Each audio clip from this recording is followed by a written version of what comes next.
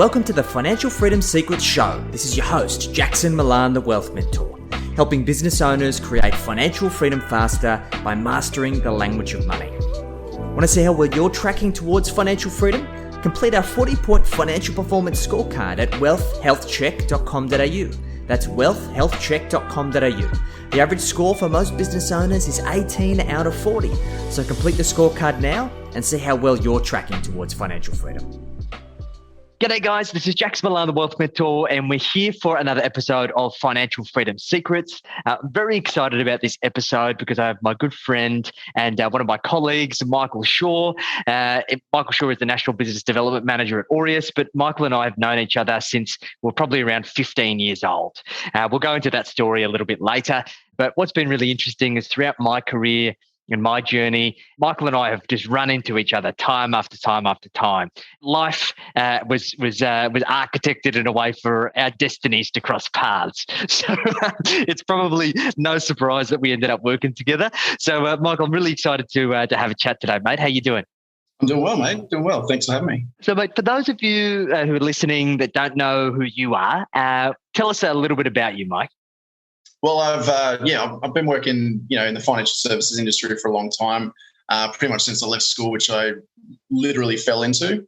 There's an interesting story there, but yeah, I'm just a family guy. Got a wife up in Queensland. Got a couple of dogs. Living in a house. Got a baby on the way. Just trying to basically set up for our future, and that's basically it. I love that, mate. It's fantastic. So let's go back to the very beginning, Mike. Let's talk about your first experience with money, when you can really recall when your wealth journey started. What was that moment for you, mate? As in the very first money experience, I think it would have been when I got my very first job. I remember I was earning peanuts basically because I was doing like one shift a week. But then there was this one week where I suddenly did about 5 shifts in that one week because I think I was on school holidays or something. And all of a sudden there was money missing from my paycheck. And that's when Dad taught me about tax, and I was gutted. I couldn't believe it because I was saving up to buy something, and then all of a sudden there wasn't enough money for me to do it. So I had to do another 5-day shift to actually buy what I wanted. So that was probably my first smack in the face, realistic. It was a tough week. I love that, mate. How old were you? I think at that point I was like 15. So look, I had a very similar experience. I was working in hospitality, and I remember through the school holidays, where a lot of my friends would be out doing crazy stuff. I would be working, like doing back-to-back shifts, making as much money as I possibly could. And I remember that same thing when you cross over that tax-free threshold, how painful it is when they start withholding tax. I'm like, what are you doing? Like, why am I even here? Yeah, Dad couldn't believe it. He's like, I can't believe that they're actually going to tax you. You're 15 years old. You're not even going to earn the 18 grand or whatever it was at the time. But yeah, that's life. That's how the system works. So, mate, would you say that you were born into humble beginnings, and what were your parents' relationship like with money?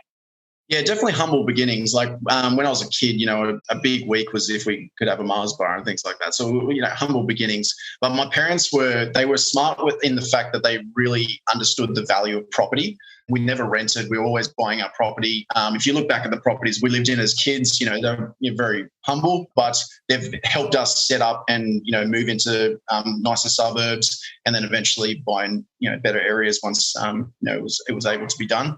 But the value of property was always embedded in all of us brothers. And so that's why the first step of our wealth journey was always getting to that first property. Mate, that was like really the kind of middle working class attitude is like, I'm going to build wealth in my home. I'm going to pay it down, build equity, and then roll it into the next home and kind of trade your way up. But I guess the hard part of that, mate, is that unless you sell that home or unless you're realizing the equity, it's kind of dead money. And look, my parents were similar, although my parents probably weren't as smart as your parents. My parents really struggled to hold on to their properties. So they always recounted the experience of like, we had this property and like if I still had it today, it would have been worth this. And like I'd be a millionaire, yada, yada, yada. Most of our childhood, my parents rented. But I remember when my dad got back into the property market, I was probably about 13 or 14. And I know how hard he worked for that. And it's like his castle, but everything went into the house. Can you recall like observing your parents like with that same type of mentality of just everything went back into try and chip away at that mortgage? I mean, I didn't really have those kind of conversations with my parents. So I'm not actually sure what, their philosophy was of paying down the mortgage or just paying the minimum repayments or whatever else. But yeah, so I'm not actually sure how they actually manage that side of things. But I know both my parents did work very hard. So they were always, working hard. And it was not like we had too many investment properties. I think we had a holiday home for a little while. Didn't really do anything. It was a bit of a waste of time. And yeah, it wasn't like they dabbled in the share market or anything like that. So it was really just buying the property, getting ourselves to a position where we could get the next property. And then it wasn't until we all moved out and the Sydney market absolutely went spastic that we could actually, start leveraging, buying more properties. So yeah, I'm not sure, because we didn't really talk about money too much in our family either. So I never knew how much, my parents were earning. We never really had those kind of conversations about money or building wealth or anything like that. So yeah, so I'm not sure what their philosophy was. Hey, I think that's an interesting thing, mate. I think that's one of the biggest challenges is that it's taboo to talk about money, and it's not the number one conversation. Like I remember thinking back to it as a kid, my parents tried to impart a couple of lessons, but most of it was around just me looking after myself, me getting a good job, not getting into trouble, not hanging around with the wrong people, not dating the wrong girls. A lot of it was just around self-preservation. It wasn't really about abundance mentality. It was just very typical, go get a good job, don't do anything silly, don't end up in jail, and if you can, try and buy a house and raise a family, and that's kind of it. It seems like your experience is pretty similar. Yeah. So, mate, do you think that this whole value around property, because I know that you're a big lover of property, do you feel that it was just through those values were passed on to you through osmosis, just through observing your parents doing that strategy? Or was there something else that was a catalyst for you where you realised, hey, I need to get my foot on the property ladder as soon as I possibly can? No, it was 100% my mum. Basically, when I was about 18 years old, I was destined for failure. I had no outlook on what I wanted to do in life. I didn't want to go to uni. I didn't want to, have any career aspirations. I was just a punk kid, basically. I was DJing at the time at raves, which is obviously where we met. And yeah, I just, that's all I wanted to do was just party and DJ and everything else. I was just a pretty standard 17, 18-year-old kid. But I got my first job, and I remember mum just kept hounding me for months saying, you need to buy a property, you need to buy a property. I was earning about, I think, $28,000. So I had enough money to live. I didn't really pay that much board. So it was just really play money. So that was fine. But once I started I got another promotion. I was earning about 35 grand. And back then, properties weren't obviously what they are now. So we had to sit down one night. And mum's like, she goes, look, you need to buy a property. I said, how am I going to do this? She said, firstly, you need to stop going out. That was alarm bells immediately. You need to stop going out. You need to save X amount of dollars per week. And then in a couple of years, you'll have enough for a deposit to buy a property. And I was just thinking, there's no way this is going to happen. I'm 18, like going out is my life right now. So there's no way I'm going to do this. I was DJing that Friday night at Home Nightclub in Sydney. And I remember I played my sets. I was walking around the club, and there would have been an easy 1,000 people at this club, right? And every single one of them paid $25 to get in. And I was just sitting there thinking, 25, that's 25 grand. I need about 20 grand or whatever to buy a property. And so I just thought, I wonder how much it costs to actually put an event on. And so I had a chat with Tom E back in the day. He was doing a lot of the promotions, and we organised a catch up the following week. And he just basically said, to put on an event, you basically need a venue, DJs, lighting, sound, security, public liability insurance, etc. Putting on the event is easy, but to get people to come to the event and market it, that's the hard part. So I was like, okay, how much is this all going to cost? And we started running some numbers. He suggested putting it on at the Rebels Bike Clubhouse out in like Western Sydney. Oh, yeah, I remember. Yeah. And so we ran some numbers, and it was a good option because if the police did show up, then the Rebels would basically take care of it. I wouldn't have to worry about it. But plus, because the Rebels would be there, I didn't have to pay for as much security. I got a whole bunch of my mates to play their first set there. I saved on so many costs on putting this first event on. It was going to cost me about $6.5 grand to put it on. And so at the time, I was just a young kid. I had a car and a motorbike. That was all I had.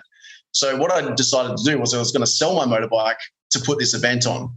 And so I'd come to my mum 2 weeks after this conversation saying, look, I've come up with a new plan. I'm not going to stop going out. What I'm going to actually do is start going out way more, because I'm going to sell my motorbike. I'm going to put on an underground rave at the Rebels Bike Clubhouse, and I'm going to basically sell tickets and I'm going to get return on investment and I'm going to buy a property that way. And you can imagine as a parent thinking your 18-year-old kid's going to sell half of his assets to put on an underground rave at a bike club. They just thought I was an idiot. So, but I promoted this thing. I was going out every Tuesday, Thursday, Friday, Saturday, every night at 3:00 in the morning. I was one of those guys at the front of clubs handing out flyers to my event. I was just going out all the time telling everyone about it. And I needed 180 people to break even. And I ended up getting 900 people through the door. So I made a monster on this one. It was awesome. But, I paid the taxes and then what was left over was enough to buy the property. But I remember coming home that next morning and there was this moment where my parents were trying so hard not to think, not to say I told you so, because I walked in with this really upset look on my face. I sat down, they're looking at each other, they're trying not to say it. And then I pulled out this backpack full of cash, tipped it upside down. I was like, let's buy the property. Oh my gosh. What was their response to that, mate? They couldn't believe it. It was like pretty much from that moment on, my parents, there was a shift in our relationship. Sure. They stopped being proper parents and started thinking, look, just go with it, see what happens kind of thing. So it was a shift in our relationship, but it was really good. I love this, mate, because this is the contrast between old age thinking, of the scarcity-based thinking, like, hey, just squirrel away every last red cent, compromise your lifestyle, sit at home eating baked beans on toast, and then in 2 years, after you've made all of this sacrifice, then you'll be able to buy this property.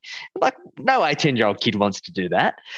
But what's not taught and what's amazing about your experience, Mike, is that you realise that you could earn your way to your goal much faster than you could save your way to the goal. By using these entrepreneurial skill sets and mastering the marketing of promoting this event, then you're able to, and obviously backing yourself. And it comes with risk, right? Because it could have gone the other way. Yeah, exactly. Because, I've seen many situations. Because what's interesting, for the people who are listening or watching who haven't gone to raves in their young delinquent days, you don't actually tell people where the rave is until the afternoon of the event. Yeah, 6 p.m. that night. 6 p.m. that night. You get a text message or you call a number and there's a pre-recorded message. So as a promoter, you're like up until the afternoon of the event. Sure, you've done some pre-sales, but the vast majority of your money's made on the door, right? Yeah, that's right. Yeah. So you don't even know whether you're going to make your nut and whether you're even going to be able to recover all of your costs until basically when the event is on, which is pretty crazy. Yeah, it was a crazy experience. But when I look back on it, like there's no way I'd do that now. But in saying that, I was that young kid who was just had nothing to lose, basically. So like the idea of now selling, let's say, half of my net wealth to put on a festival or something like that, there's no way I would do that. It's a lot of risk. Yeah, I see. I think I've seen a documentary called Fire Festival. It works out something like that. Yeah. So high risk, high reward, but it worked for you. So you got your deposit. What happened next, mate? We went and looked at a couple of properties. I ended up buying this one in Burwood. And the good thing about when I actually bought, because it was around, started 2006, right before the 2007 boom. And so Burwood just absolutely boomed. Within 2 years, the property was almost double in value.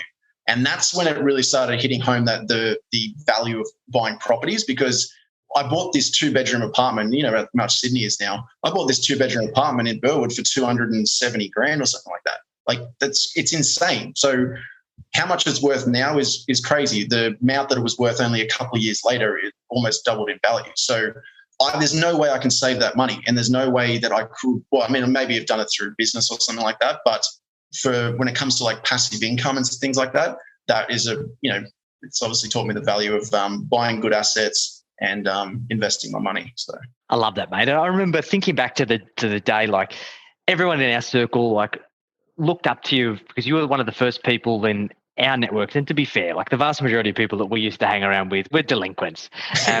For you to be able to do that and back yourself and actually do it legitimately and get on the property ladder was a big thing. So how did you feel at the time making that accomplishment so early? It was definitely a proud moment. Like, to be honest, when I finished school, I did not think I would be in that position only 12 months later. I didn't even have any career aspirations, never thought of starting a business. Like, it wasn't even like I was starting a business, if you know what I mean. Like, I was just putting on an event, but it was 100% a business. Yeah, I don't know. It was a crazy world that I just somehow created in my head, and it just worked. So it was definitely a proud moment.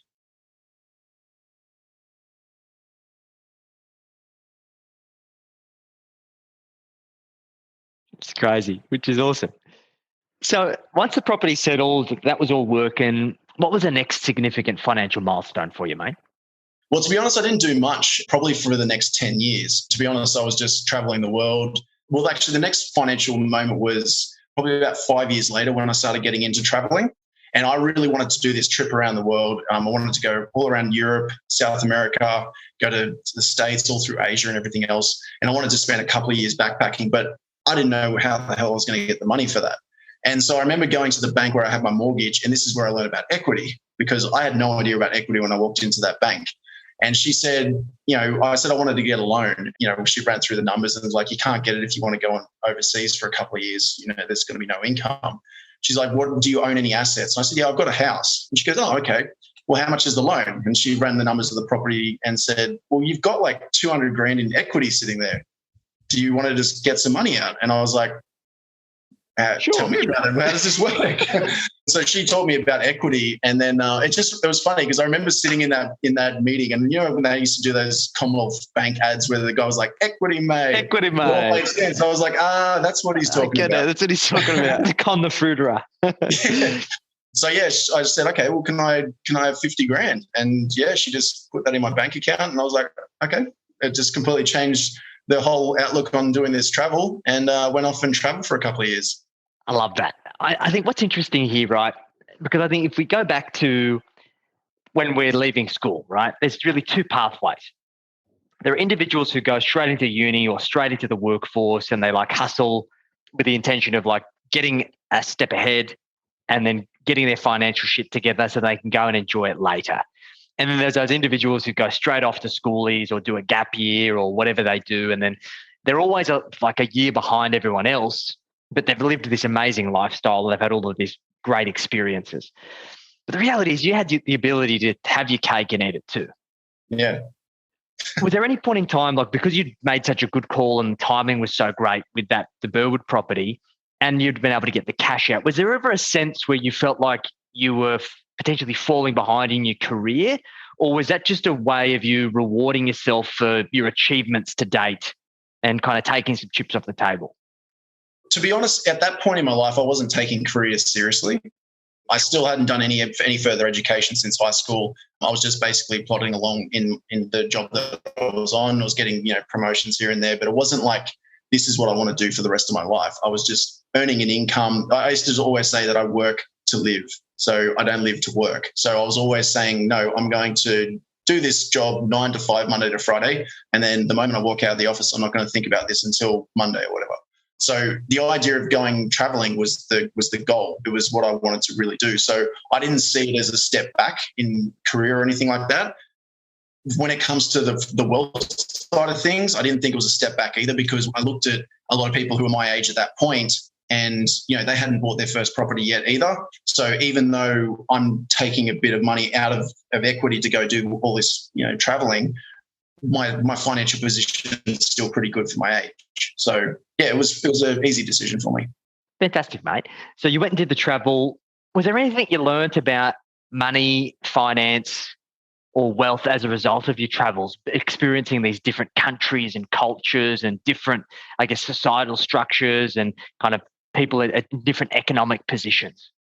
I definitely learned that we are ridiculously lucky to live in Australia. One of the things that's annoyed me a little bit over the recent years is when people trying to bag Australia about the way we do things. The fact is you're just highlighting that you haven't actually seen that many countries in the world, because I met people that had, so they spoke 8 languages fluently. They had, multiple degrees, all these master's degrees, had done PhDs, and they were earning 150 euros a month.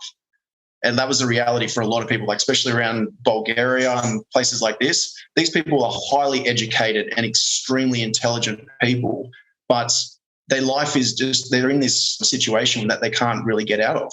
And I haven't gone to uni. I barely speak English. I'm traveling the world and not working. Like, why is this happening? So yeah, that's what really made me realize just how lucky we are to live in Australia. I agree, mate. I think there's very few countries in the world where when you go overseas, you're actually excited to go home. You look forward to it, right? Yeah, one of the things that I learned when I went overseas was just how much I wanted to go back to Australia and sort that education side of things out, because I wasn't happy at the fact that I was where I was in my career without education. I wasn't happy that I was able to get to this wealth position without any education. So when I got back, I got straight into doing some courses. I did my advanced planning, and then I did an MBA straight afterwards. So I spent a couple of years just head down studying the books and got a few good qualifications and built up my CV. I don't know if it really did that much for my career, but it at least made me feel a little bit happier that, I was at a position that made sense on paper. Yeah, I had a very similar experience, Mike. Like, I had no ambition to go out into uni, and I'm like, hey, look, I'm going to go get a head start on all of my peers who are going to do like a 4-year or 5-year bachelor's degree. I'm going to go out and get a full-time job and just like negotiate my way up the pay ladder. And I did that successfully, and that paid off. But then it got to a point, and funnily enough, we did our MBA together, that I get, okay, I need to go and prove that my life experience has actually can translate into book smarts. And I'm going to see if the academic system can be supported by what I've learned so far. And it was true. Like, the life experience that I'd built up to doing my MBA got me through it. Like, I breezed through it. Whereas I saw other people who were book smart, had done their bachelors, didn't have much work experience, trying to do an MBA, and really struggled because they couldn't contextualize it in like those real life scenarios of how to use the skills, right? Well, that's it. I mean, most of my MBA, if you look at my assignments, was about my first event. My whole marketing subject was all the assignments and everything else was just about that event. I just thought back to what I did and just basically wrote about that. I love it. That's a great case study.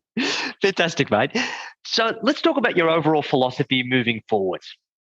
So what does financial freedom mean to you specifically, mate? Specifically, what it means is having a net wealth of at least $3 million outside of my own property.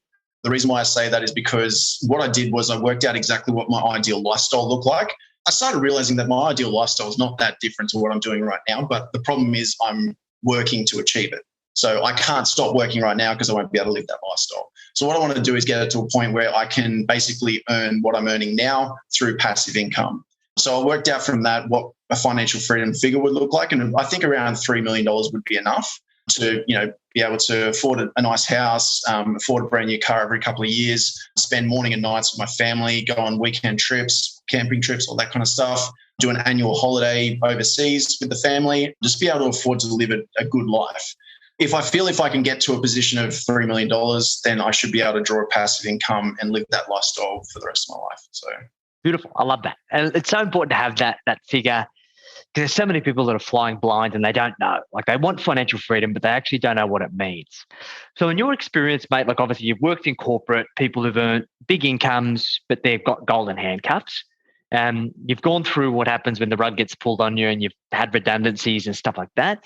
You speak to business owners all day, every day about their financial positions and what they're trying to achieve. So from your perspective, mate, with what you know now, where do you see people getting their finances wrong the most?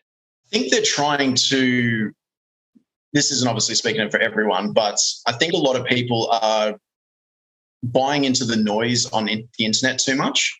I'm constantly getting told by people about the next crypto that's going to go, to the moon, or these new and unusual ways of investing into the share market, different properties that are going to go up in value, or like some of the ones that are off the plan and things like that. I feel like they're just kind of buying into the noise that is flooding the internet these days.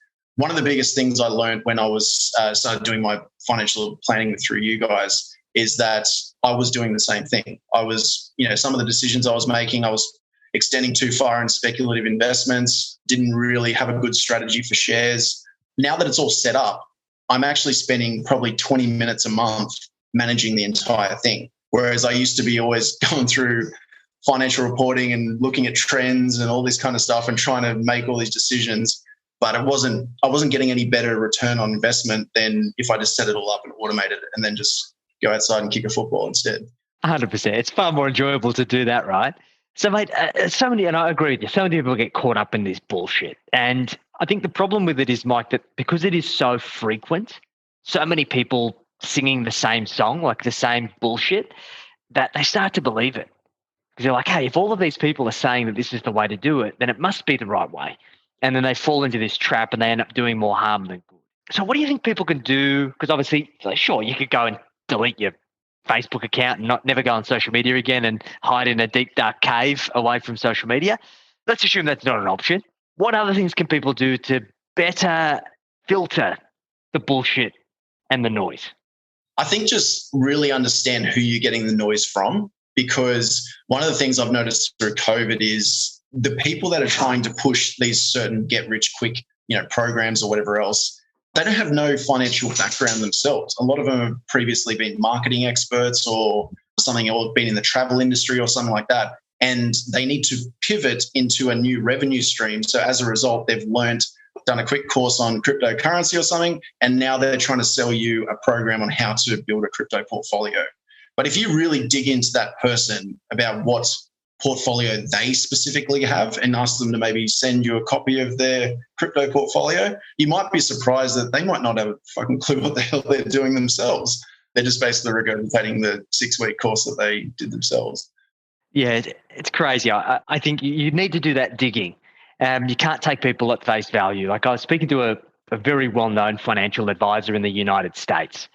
And as you know, Mike, we have a passive view on investing. We believe in index funds and good quality property.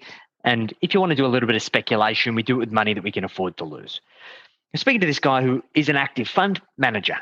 And I said, mate, talk to me about your philosophy. And he goes, I only have one rule, Jackson. I only invest in managed funds where the fund managers also have their own money in the fund. And I go, mate, like, sure, like, you could just get somebody who's on an ego trip, who's happy to put their own skin in the game, but they doesn't mean they're going to outperform the market. Doesn't mean that they're going to do any better than the next guy. Doesn't mean they're going to outperform the index. So I'm just like, wow, this is a really, you have to dig, because you're like, okay, cool, this guy's a professional fund manager and that's his only rule. It's a little bit flawed. So I think, yeah, you're right. You've got to dig a little bit deeper to get to really the root cause to make sure things make sense. So, like, with business owners, let's say, like, because I think for the vast majority of people, Mike, listening to your story, they go, wow, that's amazing, but I'm not an 18 or a 19-year-old kid anymore. I've got responsibilities. I can't just go out and run a rave at the Rebels Clubhouse and buy my next property. And there's all of these probably objections that are probably coming up for them. And the overarching theme of all of these objections is that I've missed the boat. Is it ever too late, Mike? It's never too late, but it's something that wealth creations is built over time. It's not built, with putting on a rave or anything else. That I got lucky with. I worked hard for it, but I got pretty lucky with it. Wealth creation is definitely built over time. I think the biggest thing that people need to do first is really define what they want to achieve. And it's a question that I ask in every single one of my meetings. Like, what are you actually trying to achieve? What's the lifestyle that you want to achieve? And most people don't even know how to answer that. So if you don't know what you want to create, how are you supposed to work out the numbers to achieve it? So I think firstly, just really understand what lifestyle you want to achieve, and then start playing around with the numbers to see how much that lifestyle is going to cost. So listen, you know how much passive income you need to achieve, and then start playing around with some forecasting investment calculators or something like that, just to get a rough idea of how much you should invest on a monthly basis and how long that's going to take you to achieve that. You can maybe look at properties and super as well.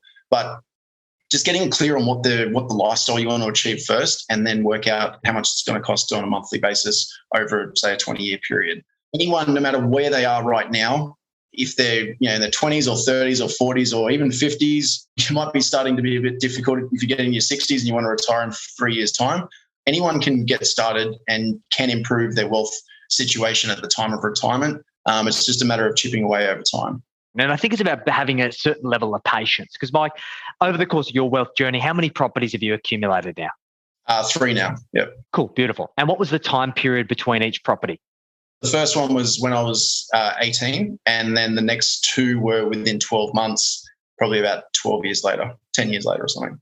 Cool, great. So look, it's really like we're talking 3 properties in 12 years. Like, you don't need to go and buy a property every single year. First one that gets your foot in the door, and sure, the timing of that does dictate when you can buy the next ones. But even if you buy one property every 5 years on average over the course of your entire life, you're going to retire incredibly wealthy. And it's just about focusing on the marathon, not the sprint. If you're going to sprint your way to financial freedom, not only is it going to be exhausting, but you're probably going to pull a hammy along the way and have a few blisters to show for it, right? Yeah, that's it. I think just don't overextend, but just keep it consistent so that you're not trying to, really gamble with your future, basically. Like get a property when you can afford it, on a regular basis, say like every 5 years, like you were saying. Even if you did it over every 10 years, it wouldn't be the worst thing. If you had a couple of good quality properties by the time you retire with a share portfolio in between, super, you're going to be in a good position. And it's boring, right? Like it should be boring. Like 12, it should be when boring, you say 3 properties in 12 years, like it's a great achievement. But I think there's many entrepreneurs out there that are just like, oh, fuck, like that's a little bit boring. Like I'd like to sexier that up. Was there ever a point in time, Mike, throughout that 12 years where you ever considered selling those properties? Absolutely. Yeah, I was considering selling them at the start of COVID because, to be honest, the noise was worrying me. I'd just taken a redundancy. I've lost my job. Everyone was struggling. People were losing their jobs. So I had 2 tenants move out at the same time. So all of a sudden, and just before that, I'd spent a whole bunch of money doing up kitchens and new ovens and all this kind of stuff. So I spent a whole bunch of money on these properties. I now don't have any rent and I don't have any income. So I was stressing, thinking, shit, what do I do? And also at the same time, they were thinking that the property market was going to drop by 30%. That's what all the media was saying anyway. I caught up with a few real estate agents and thought, how much could you actually sell these properties for? And the prices I was going to get for it, I wasn't interested. And I'm so happy that I didn't sell because everyone knows what happened in the property market and I would have crystallized those losses. Well, not losses, but there wouldn't have been much of a profit in them. So. Yeah, the potential upside would have been far, like it's that you've realised over the last almost 3 years is far greater than what you would have crystallised then. And I think it's just the main thing. You just got to hold on. And there's going to be points in time where your nerves get inflated and you're like, shit, maybe I've got to cash this in. Stick to your guns and back yourself. I think that's important. So, mate, what does the next big milestones look like for you on your wealth journey? What are you working towards, mate? So what I've learned, especially working at Aureus, is I've realised that property and shares used to really interest me. I used to be like really, doing a lot of research into property and shares. And I used to think that I really loved it. But what I realized was I love the idea of creating wealth. And property and shares, what I've realized is not that interesting. Shares is actually kind of boring. Like you're just buying stocks. It's not supposed to be interesting. So automating that whole share portfolio has been amazing. I haven't thought about it once. It keeps going up in value. It's great. The properties, I don't need to think about anymore. It's just all property managing it. It's all sorted. Super obviously goes in by itself. So now what I feel like next journey or the next stage of my wealth journey is actually buying into businesses because that's where I can actually make a difference, Like if I put my time and effort into something and really work hard to it, I might as well start buying into businesses and making a difference and helping them grow. So I think the next stage is actually starting to buy equity into certain businesses, help them grow the businesses, and then maybe even one day just buying a bit more of a passion business and doing that into retirement. Because I don't ever want to truly retire. I think if you truly retire and you're not working towards anything, then if you're not living for something, you're dying for something. So 100%, mate. I'm with you completely. I think it's just having that financial freedom to do what you're passionate about.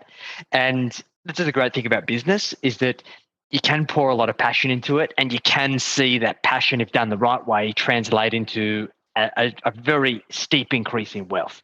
And for myself, on a similar timeline, Mike, like I went to go buy my first property at about 19. I couldn't get the lending that I needed. I got outbid by about 20 grand and the mobile banker wouldn't get me the extra money. I didn't know what a mortgage broker was. So I didn't get that approved. And I go, fuck it, I'm going to go to Thailand with the money. And I pissed all the money up the wall and still kicked myself. Then I went to go buy another property. It was in Dulwich Hill and once again got outbid. And then I said, okay, well, I've got this money. I'm going to back myself and start a business. And that business didn't go well. So I did my ass there, ended up in a really bad situation, nearly went broke. That was a fashion business. And then plus Dad was sick at the same time. I was trying to carry the household mortgage and that kind of thing. So it was a bit of a mess. But I earned my way out of that situation and then just focused myself aligning my passion and profit in wealth coaching and advisory. And then I've been able to go back to not only clear all of that debt, but then be able to create multi-seven figures in net wealth as a result of using business as a vehicle. So it just goes to show there's multiple journeys that you can take, It's about having an understanding of the correlation between risk and return, and making sure that you're just making smart decisions over time and allowing those decisions to compound. It's great to see your journey, mate. So from all of your experience, Mike, through life, through property, through raves, through everything that you've done, what would you summarize as your top 3 tips to entrepreneurs looking to create financial freedom? Always make a profit. Above all else, always make a profit. Love what you do and be passionate and work hard for it.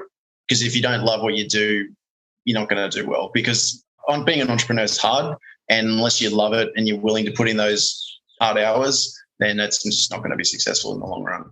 And finally, work on a strategy or work with the right people to turn those profits into personal wealth and build wealth outside of your business. Because if your business crumbles or someone brings out a new technology that's going to make your business redundant and all of your wealth and all of your retirement is in that business, you're fucked. Yeah. That's great advice, mate. Straight to the point. Your style, Mike. I love it, mate. This has been fantastic. So, guys, if you've enjoyed this episode, make sure that you drop us a follow. If you're interested in chatting more to us about how we might be able to assist you with maximising your business profit, building more personal wealth, please feel free to reach out. Here to support you guys. Hopefully, you've got some gold nuggets from this. Mike, thanks for joining us again, mate. It's been an absolute pleasure as always, and look forward to catching you soon.